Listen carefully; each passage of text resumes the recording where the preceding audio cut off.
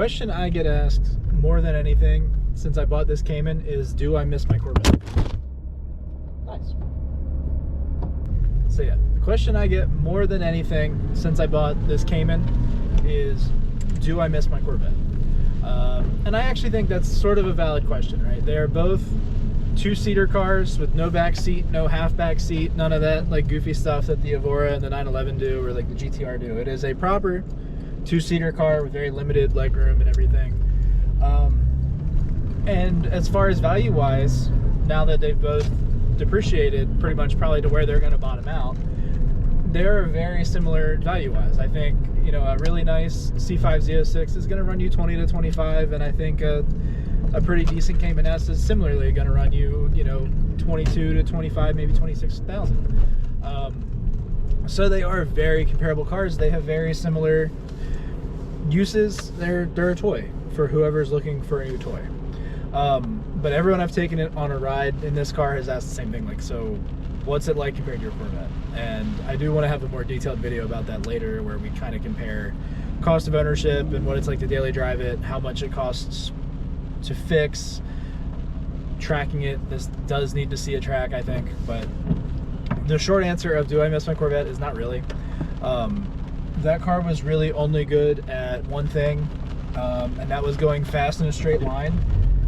And like I had said before, mine I think had some kind of suspension issue, and the more I learn about it, the more it makes sense that like that car just did not like the turn. Mine never handled very well, and I found out since then, having the ABS code that mine had the entire time totally adjusted the brake bias, which probably exacerbated all of the turn-in issues that I had because the rear wheel speed was always way higher than it was supposed to be. But yeah, like, I don't miss it. I really don't. This car overall is way more comfortable. I think a Corvette probably was a little more big guy friendly. Like, I think, not that I'm big, but for people that are, you know, the seats went back further. You had a little more legroom. The tunnel wasn't as close. Down on the footwell was wider. Like, the Corvette, you could put a big, like, 6'3" or 6'4", 400-pound guy in there, and he would probably not be super comfortable, but he would fit. Where this car is much smaller. It still has a little more space than the Evora does, which is interesting because of the back seat. I think the seats in the Evora went back further, but your actual space as a driver or the passenger in the car, you do have a lot more space in this car. But it is not nearly as fast, and that's the thing I keep coming back to. It's like, this car is slow. Even in sport mode, it's still not quick. You know, it only has 280 horsepower or so, 285 I think was the number. It's really not much, and compared to a lot of modern stuff, that is nothing. But other than that, this car does do everything really well, where the Corvette did not. Like, the ride quality in the Corvette was not great, and obviously it was lowered a lot. This car is lowered too, but it still rides way better. I think just this style shock and strut versus the shocks and leaf springs on the Corvette, you're gonna have two very different ride qualities. And, you know, on top of that, this car does inspire a lot more confidence. It feels slow. Like, I don't know if it's the driving position or the windshield angle, but when you're going 60 in this car, it feels like you're going like 20 or 30, and part of that is probably also because it's just so quiet inside. You don't get much road noise. It doesn't have an exhaust on it, so you're not getting any engine noise. Well, you get a little engine noise. You don't get much exhaust noise. So that also kind of contributes to the feeling of not going very fast, but because of that, it's also really easy to like go into a corner at 75 or 80 and not realize it, because it doesn't feel fast. I took this on a very spirited drive before I started making this video, and there was a couple times where I'm like, man, I'm just creeping along, and I look down and I'm like, okay, I'm moving pretty good. You know, it's public back road stuff. I'm not going to push 10/10s, but you know, it overall is a way nicer car. Like, I think the material quality is a lot higher. You know, this is obviously like the entry-level Porsche, so it's not going to have the ultra high quality stuff that like a 911 would have. Like, these door panels definitely feel like they're leather, but they're plastic underneath. Where the Corvette had like that, I think they were vinyl, or they were that like composite leather stuff where they just grind up the cow into little pieces and turn it into a sheet, and then put that glaze over top that never really like feels or looks like real leather, but it's not, you know, suede either. But yeah, I mean, overall, like, I don't miss the car. This thing so far has been just overall a way better experience to own.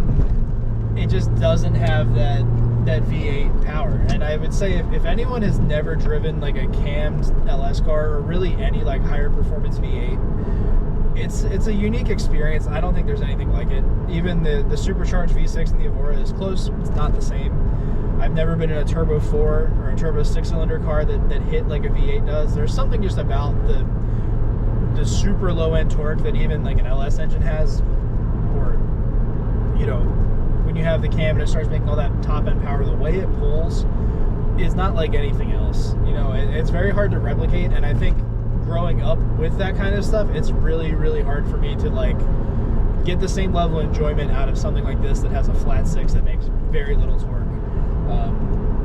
And that was part of the reason as much as I want a Lotus Elise, I wanted the V6 that came in the Evora, because that's more what I'm used to. And it's hard to beat the sound of a V8. Like, you know, I'm sure a lot of people have driven V8 powered cars like an LS 400 or, you know, a truck or something, but it's not the same. You get in a small, you know, like a Corvette, a small roadster with a V8. It is a totally unique experience. It's not like anything else.